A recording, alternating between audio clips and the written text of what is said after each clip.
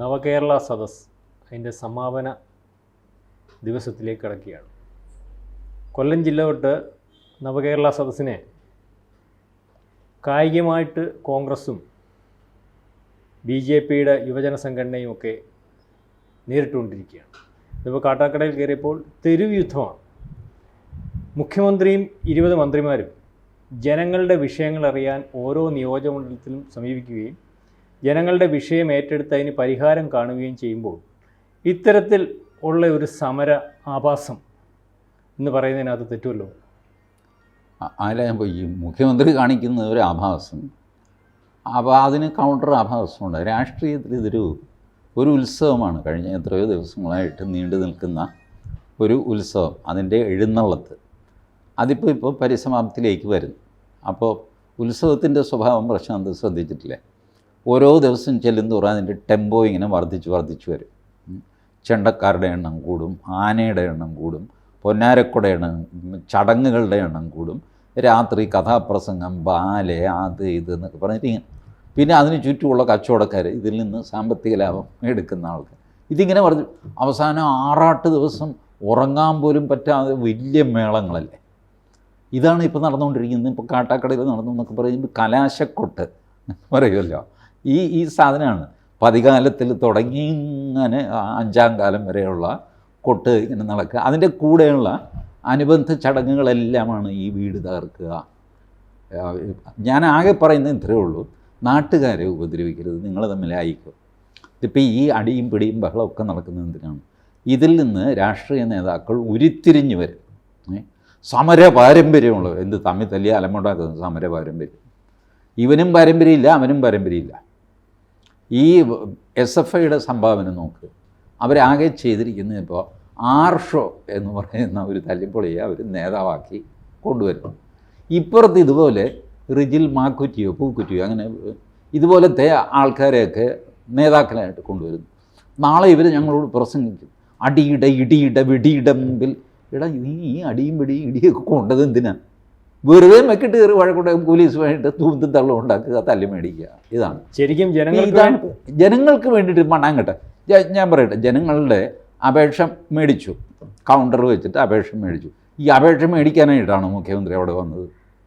അപേക്ഷ മേടിക്കാനാണെങ്കിൽ ഇത് അപേക്ഷയെല്ലാം വാങ്ങിച്ചുകൊണ്ട് ചുവന്നുകൊണ്ട് തിരുവനന്തപുരത്ത് പോയാൽ മതിയല്ലോ, അല്ലെങ്കിൽ അപ്ലോഡ് ചെയ്താൽ മതിയല്ലോ. അല്ല, ഈ 2 കൊല്ലം കൊണ്ട് ഭരിക്കുന്ന സമയത്ത് ഉദ്യോഗസ്ഥരുടെ ഭാഗത്തു നിന്നുണ്ടായ വീഴ്ചയെ മറികടന്ന് മുഖ്യമന്ത്രി നേരിട്ട് വന്ന് ജനങ്ങളുടെ വിഷയങ്ങൾ കൈകാര്യം ചെയ്ത് കൊടുക്കുന്ന ഒരു സംവിധാനത്തിലേക്കാണ് പോകുന്നതെന്ന് എനിക്ക് തോന്നുന്നു. അല്ല, അങ്ങനൊരു സംവിധാനമേ ഇല്ല.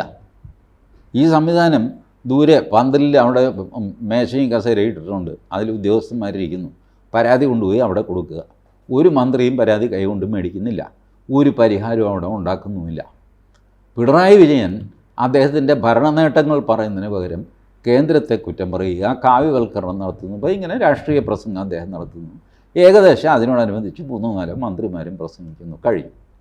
അപ്പോൾ ഈ നവകേരള യാത്ര ഞാൻ പറയുന്നത്, നവകേരള യാത്ര ചെയ്യുന്നത് എന്താ? രാവിലെ ഒരു പ്രാതൽ പൗരപ്രമുഖന്മാരുമായിട്ട്, അതായത് പാർട്ടിക്ക് സംഭാവന കൊടുക്കുന്നവരും സംഭാവന കൊടുക്കാൻ സാധ്യതയുള്ളവരും ചേർന്ന് പ്രാതൽ കഴിക്കുന്നു. ഇത് കഴിഞ്ഞ് വേറെ ഒന്നുമില്ല. അത് കഴിയുമ്പോഴാണ് നവകേരള സദസ്സ്. ആ സദസ്സിൽ ഈ പറഞ്ഞ പോലെ തൊഴിലുറപ്പുകാരെ അവരവരെയൊക്കെ വിളിച്ചിരുത്തുന്നു. എന്നിട്ട് കേന്ദ്രത്തിനെതിരെ ഇദ്ദേഹം പ്രസംഗിക്കുന്നു. കേന്ദ്രം കാശ് തന്നില്ല, അതുകൊണ്ടൊന്നും ചെയ്യാൻ പറ്റിയില്ല, അത് ഇതെന്ന് പറയുന്നു. അപ്പുറത്ത് മൂലയ്ക്ക് ഈ കുറേ ആൾക്കാർ പരാതി കൊണ്ടുവന്ന് കൊടുക്കുന്നു. അതിനെന്തോ നമ്പറൊക്കെ ഇട്ടിട്ടൊരു ചുവന്ന ഇതുമൊക്കെ വെച്ച് ക്ലിപ്പ് ചെയ്ത് അവിടെ വയ്ക്കുന്നു. കുറേ പറന്നുപോയി എന്നൊക്കെ പറഞ്ഞ് ഫോട്ടോ വന്നിരുന്നു. ഫോട്ടോ ഏതായാലും അങ്ങനെ ലക്ഷക്കണക്കിന് പരാതികൾ കിട്ടുന്നു. ഇതിൻ്റെ അവസാന ദിവസമാണ് നാളെ നടക്കാൻ പോകുന്നത്. ഇതല്ലാതെ പരാതിക്ക് പരിഹാരം എന്ന് പറഞ്ഞൊരു സാധനം ഉണ്ടാകുന്നില്ല. TG പറയുന്നത് ഇത്രയും പരാതികൾ, ലക്ഷക്കണക്കിന് പരാതികൾ ഇട്ടിട്ടുണ്ട്, ഈ പരാതിക്കൊന്നും ഒരു പരിഹാരം ഉണ്ടാവത്തില്ല എന്നുള്ളതാണ് പറയുന്നത്. പ്രായോഗികമായിട്ടെന്ന് വെച്ചാൽ നവകേരള യാത്രയിൽ അവർ പറഞ്ഞത് പരാതി ഓൺ ദ സ്പോട്ട് പരിഹരിക്കുന്ന പ്രശ്നമില്ല. പരാതികൾ സ്വീകരിച്ച് പഞ്ചായത്ത് തലത്തിലുള്ളതാണെങ്കിൽ 15 ദിവസം കൊണ്ടും, ജില്ലാ തലത്തിലുള്ളതാണെങ്കിൽ 30 ദിവസം കൊണ്ടും, സംസ്ഥാന തലത്തിൽ 45 ദിവസം കൊണ്ടും പരിഹരിക്കും. ഇതാണ് അവർ പറഞ്ഞത്. അപ്പോൾ കാസർഗോഡ് കിട്ടിയ പരാതിക്ക് 10 ദിവസം കഴിഞ്ഞല്ലോ. അവിടുത്തെ പഞ്ചായത്തിലെ പരാതികൾ പരിഹരിക്കേണ്ടത് ഒരെണ്ണം പോലും പരിഹരിച്ചില്ല. അതിനർത്ഥം എന്താ? ഈ ഇരിക്കുന്ന സെറ്റപ്പ്, ഈ ബ്യൂറോക്രസി ഉണ്ടല്ലോ, ഇത് മാറാതെ നിങ്ങൾക്ക് ഒരു പരാതിയും പരിഹരിക്കാൻ പറ്റില്ല. പ്രശാന്തെ 3000 രൂപ മുഖ്യമന്ത്രിയുടെ ദുരിതാശ്വാസ നിധിയിൽ നിന്ന് അത് കൊടുക്കുന്ന കളക്ടറാണ്. 3000 രൂപ 2 കാലിനും മല പോലെ മന്തുള്ള ഒരു അമ്മച്ചിക്ക് വാങ്ങിച്ചു കൊടുക്കാൻ 3 മാസം നടന്നതാണ് ഞാൻ. ആ അമ്മച്ചിയോട് 3000 രൂപ കിട്ടിയില്ല എന്ന് പറയാൻ എനിക്ക് മടിയായിട്ട് 3000 രൂപ ഞാൻ പോക്കറ്റിൽ നിന്ന് കൊടുത്തു അമ്മച്ചിക്ക്. എന്നിട്ട് ഞാൻ പറഞ്ഞു, ഇത് ജില്ലാ കളക്ടർ തന്നു വിട്ടത് അമ്മച്ചി, ഞാൻ തന്നെ ഒപ്പിട്ടങ്ങ് മേടിച്ചു, അല്ലെ അമ്മച്ചി കാക്കനാട് വരെ പോകണ്ടേന്ന്. ആ പാവം അത് വിശ്വസിച്ചു. ആയിക്കോട്ടെ, സന്തോഷമായിട്ടിരുന്നു. കാരണം വകുപ്പും ചട്ടമൊക്കെ പറഞ്ഞ് അമ്മച്ചിക്ക് കൊടുക്കില്ല. കാരണം തെങ്ങിൽ നിന്ന് വീണാൽ നഷ്ടപരിഹാരം ഇല്ല, വെള്ളത്തിൽ വീണാൽ നഷ്ടപരിഹാരമുണ്ട്. അപ്പോൾ തെങ്ങിൽ നിന്ന് പറ്റുമെങ്കിൽ തോട്ടിലേക്ക് വീണ് ചാവണം, കരയ്ക്ക് വീണ് ചത്താൽ കിട്ടില്ല കാശ്. ഇങ്ങനെയൊക്കെയുള്ള ചട്ടങ്ങളാണ്. ഈ ചട്ടങ്ങൾ വെച്ചിട്ട് അനങ്ങാൻ പറ്റില്ല. പിണറായി വിജയനല്ല, നരേന്ദ്രമോദി വിചാരിച്ചപ്പോൾ ഈ ചട്ടങ്ങളെ ബ്രേക്ക് ചെയ്യാൻ പറ്റില്ല. അതാണ് ബ്യൂറോക്രസിയുടെ പിടുത്തം. അത് ബ്രേക്ക് ചെയ്യാൻ തൻ്റെ ഇടം വേണം. പഴയ ഇമ്പിച്ചി പോലെയൊക്കെ അങ്ങേരും കമ്മ്യൂണിസ്റ്റായിരുന്നു. ചട്ടങ്ങളെ വെല്ലുവിളിക്കാൻ ധൈര്യമുള്ളവനെ ഭരിക്കാൻ പറ്റുള്ളൂ. അപ്പോൾ അതിനെ വെല്ലുവിളിക്കാനുള്ള ധൈര്യം മുഖ്യമന്ത്രി പിണറായി സാഹിബിനില്ല. ഇല്ല ഇല്ല ഇതുവരെ. പക്ഷേ അദ്ദേഹത്തിൻ്റെ ഒരു ഇതുവരെ അതിൻ്റെ ഇരട്ടച്ചങ്ങ് ഞാൻ പറയട്ടെ. ആ ഒരു വനവാസി പയ്യൻ, അവനെന്തോ പല്ലിന് ഒരു പല്ല് വളഞ്ഞിരിക്കുന്നു പറഞ്ഞിട്ട് അവന് ജോലി കൊടുത്തില്ലല്ലോ. ഞാനാണ് മുഖ്യമന്ത്രിയെങ്കിൽ ഞാൻ ഫയൽ വിളിച്ച് വരുത്തിയിട്ട് എന്താണ്, അല്ല അത് ചട്ടത്തിൽ ഫോറസ്റ്റ് ഗാർഡിൻ്റെ പല്ല് ക്ലിയർ ആവണമെന്നുണ്ട്, മാറ്റാ ചട്ടം. ഫോറസ്റ്റ് ഗാർഡ് എന്താ കടിച്ചാണോ ഇത് ഫോറസ്റ്റ് നോക്കുന്നത്? അല്ലല്ലോ. അയാളുടെ തോക്ക് പോലും ഇല്ല ഫോറസ്റ്റ് ഗാർഡിൻ്റെ കയ്യിൽ, ഒരു ലാത്തിയേ ഉള്ളൂ. എന്നുവെച്ചാൽ വനം മറ്റുള്ളവർ കയ്യേറാതിരിക്കാനായിട്ടാണ് ഫോറസ്റ്റ് ഗാർഡ്, അല്ലാതെ വനത്തിനുള്ളിൽ കയറി ആനയും സിംഹവുമായിട്ട് ഗുസ്തി പിടിക്കാനുള്ളതല്ല അയാളുടെ ജോലി. വനം സംരക്ഷിക്കുക, അതിനാണ് ഫോറസ്റ്റ് ഗാർഡ് എന്ന് പറയുന്നത്. ആ ഫോറസ്റ്റ് ഗാർഡിൻ്റെ ഒരു പല്ല് വളഞ്ഞിരുന്നത് എന്താ? ചട്ടത്തിൽ അങ്ങനെയുണ്ട്. ചട്ടം മാറ്റാൻ സ്പെഷ്യൽ ഓർഡർ ആ ചെറുക്കനെ നിയമിക്കുമെന്ന് ഞാൻ പറയും. ഇത് പിണറായി ചെയ്തോ? പകരം ശശീന്ദ്രൻ പറഞ്ഞു ചട്ടം അങ്ങനെയാണ്, ഞാൻ എന്ത് ചെയ്യാനാണ്? ഇവിടെ തന്നെ ഇരുത്തിയിരിക്കുന്ന എന്തിനാണ് അവിടെ മന്ത്രിയായിട്ട്? ഇതുപോലെ പല ചട്ടങ്ങളും എന്താ ഇവർക്ക് സംഭവിച്ചത് എന്താണെന്ന് പ്രശ്നം എന്തിനറിയാമോ? പട്ടാളത്തിൽ ചട്ടമുണ്ട്, പട്ടാളത്തിലെ അതേ ചട്ടം എടുത്തിട്ട് ഫോറസ്റ്റുകാർ കോപ്പി ചെയ്യും. പട്ടാളത്തിൽ ഈ പല്ല് നേരെയായിരിക്കണമെന്നുണ്ട്. കാരണം അവർക്ക് കടിച്ചോളം മറ്റേ ഗ്രനേഡ് കടിക്കുക, വേറെ എന്തോ കടിച്ചു പിടിക്കുക, ഇങ്ങനെയൊക്കെയുണ്ട്. അതുകൊണ്ട് പട്ടാളക്കാരൻ്റെ മുൻനിര പല്ലുകൾ ക്ലീനായിരിക്കണം എന്ന് അവിടെ ചട്ടമുണ്ട്. അങ്ങനെയുണ്ട്. ആ ചട്ടം അതുപോലെ കോപ്പി ചെയ്തു ഫോറസ്റ്റുകാർ. ഗാർഡിനൊരു ചട്ടം വേണമല്ലോ, എന്തൊക്കെയാണ് യോഗ്യത. അപ്പോൾ കോപ്പി പേസ്റ്റ് ചെയ്തു. കോപ്പി പേസ്റ്റ് ചെയ്തപ്പോൾ ഇതും വന്നു. ഇത് മനസ്സിലാക്കിക്കൊണ്ട് ഇതിന് ആവശ്യമില്ല, പട്ടാളക്കാർക്ക് ആവശ്യമുണ്ട്, ശരി അവിടെ ഇരുന്നോട്ടെ, ഫോറസ്റ്റ് ഗാർഡിന് വേണ്ട എന്ന് ഓൺ ദ സ്പോട്ട് തീരുമാനം എടുക്കണ്ടേ? അതാണ് ഭരണാധികാരികളുടെ ലക്ഷണം. അപ്പം അത്തരത്തിലുള്ള ഭരണാധികാരികൾ ഇന്ന് കേരളം ഭരിക്കുന്നതിനകത്ത് ഇല്ല എന്നാണോ അദ്ദേഹം പറയുന്നത്? ഇല്ല ഇല്ല ഇല്ല ഇല്ല ഞാൻ പറയട്ടെ, കൂട്ടത്തിലുണ്ടായിരുന്ന ഒരു മന്ത്രിയെ കുരുതി കൊടുത്തു. ആരാന്നറിയാം? നമ്മൾ കുട്ടനാട്ടിലെ MLA കുവൈറ്റ് ചാണ്ടി എന്ന് വിളിച്ചുകൊണ്ടിരുന്ന മനുഷ്യൻ, അങ്ങനെ മുഴുവൻ പേര് ഇപ്പോൾ ഓർമ്മ വരുന്നില്ല, കുവൈറ്റ് ചാണ്ടി. ഇദ്ദേഹം കായൽ കയ്യേറി എന്നൊക്കെ പറഞ്ഞൊരു പ്രശ്നം ഉണ്ടായില്ല, അതിൽ രാജിവെപ്പിച്ചു പുള്ളിയെ കൊണ്ട്. സംഭവം എന്താ? ഈ കയ്യേറ്റം എന്നൊക്കെ പറഞ്ഞു കഴിഞ്ഞാൽ പ്രശ്നം എന്താ? നമ്മൾ വേലി കെട്ടുമ്പോഴോ മതിൽ കെട്ടുമ്പോഴോ കയ്യേറ്റം സംഭവിച്ചെന്നിരിക്കും. എന്താ ചെയ്യുന്നത്? അളന്ന് നോക്കിക്കഴിഞ്ഞപ്പോൾ ഇത് കയ്യേറ്റമാണെന്ന് പഞ്ചായത്ത് പറയുന്നു. നമ്മൾ ആ വേലി പൊളിച്ചിട്ട് പുറകോട്ട് മാറ്റി കെട്ടുന്നു, അല്ലെങ്കിൽ ഇച്ചിരി തള്ളി കെട്ടുന്നു. ഇത്രയിലേ കാര്യമുള്ളൂ. ഇത് ചെയ്യേണ്ട ആവശ്യമേ തോമസ് ചാണ്ടിക്ക് ഉണ്ടായിരുന്നുള്ളൂ. ആ തോമസ് ചാണ്ടിയെ കൊണ്ട് കേസ് കൊടുപ്പിച്ച് ഹൈക്കോടതി കൊണ്ടുപോയി നാറ്റി പണ്ടാറടക്കി രാജിവെച്ച് അവസാനം ആ പാവം മരിച്ചും പോയി.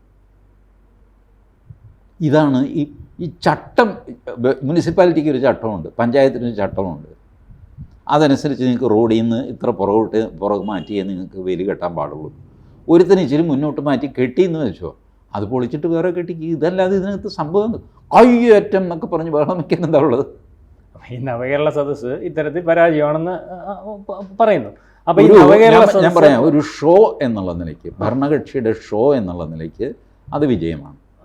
പക്ഷേ ജനോപകാരപ്രദമാണോ എന്ന് ചോദിച്ചു കഴിഞ്ഞാൽ പരാജയവും. അപ്പോൾ ജനോപകാരപ്രദമല്ലാത്തതുകൊണ്ടാണോ ഈ മുഖ്യമന്ത്രി വരുന്ന വാഹനത്തിൻ്റെ മുമ്പിൽ അക്രമാസക്തരായിട്ട് യൂത്ത് കോൺഗ്രസ് എടുത്തിയാടുകയും അവർക്ക് ഇതിനപ്പുറം ചെയ്യാൻ കഴിയുമെന്ന് അദ്ദേഹത്തിന് തോന്നുന്നുണ്ടോ? അല്ലെങ്കിൽ അപ്പുറമൊക്കെ ചെയ്യാൻ കഴിയാൻ അവർ കാണിച്ചല്ലോ. ഞാൻ പറയട്ടെ, ഈ റോഡ് സൈഡിൽ നിന്ന് കരിങ്കൊടി വീശി കാണിച്ചാൽ അത് പോട്ടെ എന്ന് വയ്ക്കാനുള്ള ഒരു പക്വത മുഖ്യമന്ത്രിയും കാണിക്കണമായിരുന്നു. ഈ റോഡ് സൈഡിൽ നിന്ന് കൊടി വീശി കാണിച്ചപ്പോഴാണ് ആദ്യം അവരുടെ നേർക്ക് ആക്രമണം ഉണ്ടാകുന്നതും പൂച്ചട്ടി എടുത്ത് തലക്കടിക്കുന്നതും ഒക്കെ.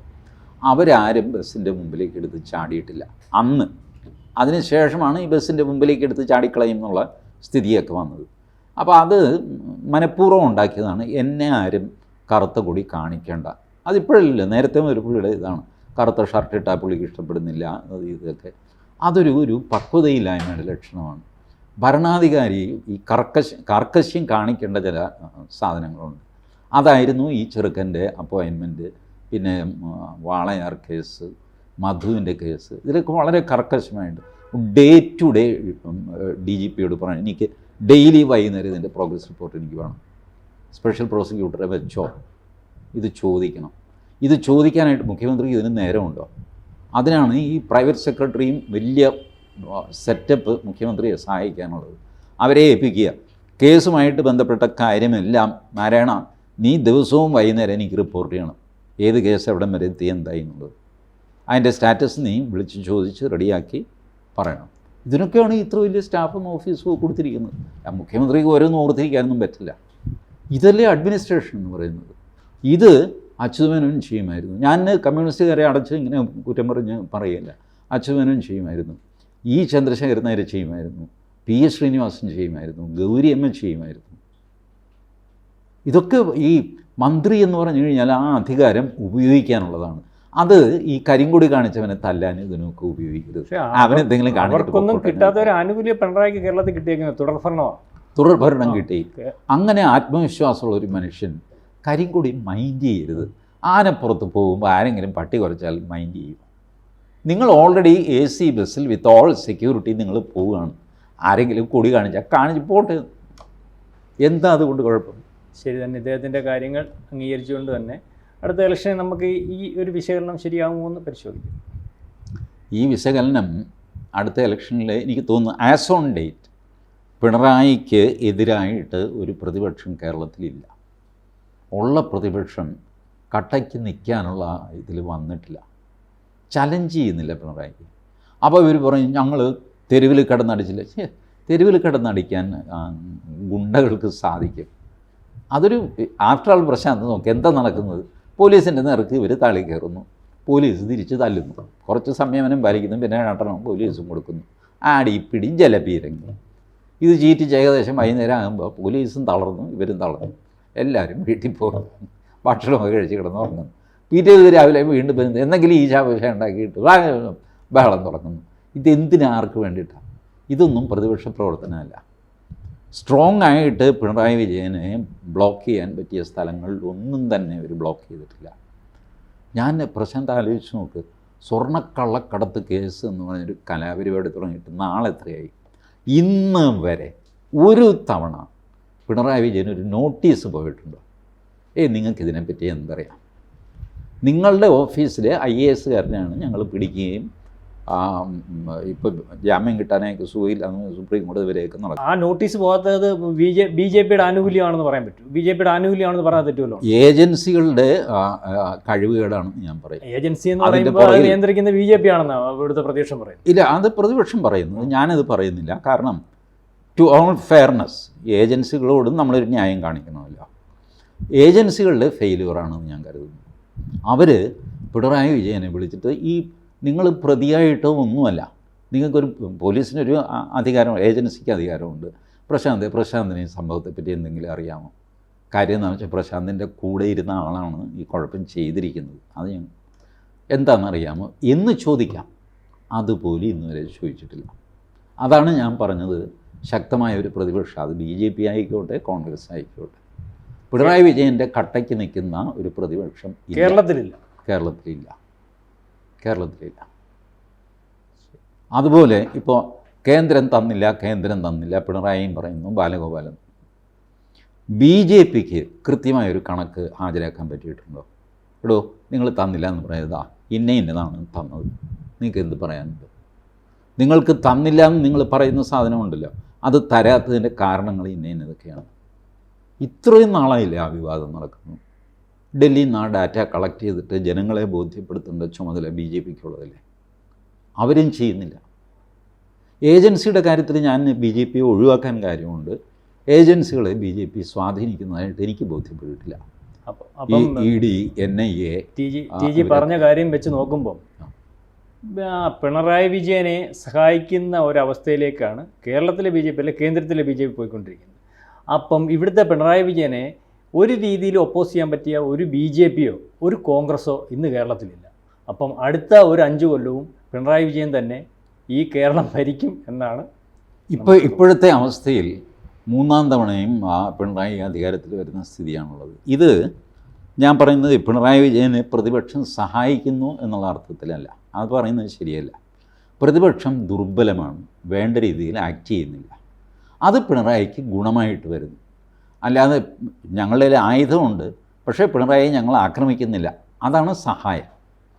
പക്ഷേ ഉള്ള ആയുധം പ്രയോഗിക്കാൻ അറിഞ്ഞുകൂടാ, അതവരുടെ നിസ്സഹായാവസ്ഥയാണ്. അത് പിണറായിയെ എതിർക്കണമെന്നൊക്കെ അവർക്കുണ്ട്, പക്ഷേ എന്ത് ചെയ്യണമെന്ന് അറിയുമ്പോൾ ചെയ്യുന്നതൊക്കെ അബദ്ധമാകുന്നു, അല്ലെങ്കിൽ വീക്കാവും. ഇതിനെ സഹായം എന്ന് നമുക്ക് പറയാൻ പറ്റില്ല, രണ്ടും തമ്മിൽ വ്യത്യാസമുണ്ടല്ലോ. പ്രശാന്തിനെ തല്ലാനുള്ള വടി എൻ്റെ ഉണ്ട്, ഞാൻ തല്ലുന്നില്ല, അത് പ്രശാന്തിനെ സഹായിക്കലാണ്. പക്ഷേ ഈ വടി കൊണ്ട് എനിക്ക് ഉപയോഗിക്കാൻ അറിയാമല്ലെങ്കിൽ അതിൻ്റെ ഗുണം പ്രശാന്തിന് കിട്ടുന്നുണ്ട്. ഞാൻ സഹായിക്കുന്നില്ല, എനിക്ക് ഉപദ്രവിക്കണമെന്നുണ്ട് പ്രശാന്തിന്, പക്ഷേ അറിഞ്ഞുകൂടാ. ഇതാണ് കേരളത്തിലെ സ്ഥിതി. കൂടുതൽ വാർത്തകളും വിശേഷങ്ങളും നിങ്ങളിലേക്ക് എത്താൻ ABC മലയാളം സബ്സ്ക്രൈബ് ചെയ്യുക, ബെൽ ബട്ടണും അമർത്തുക.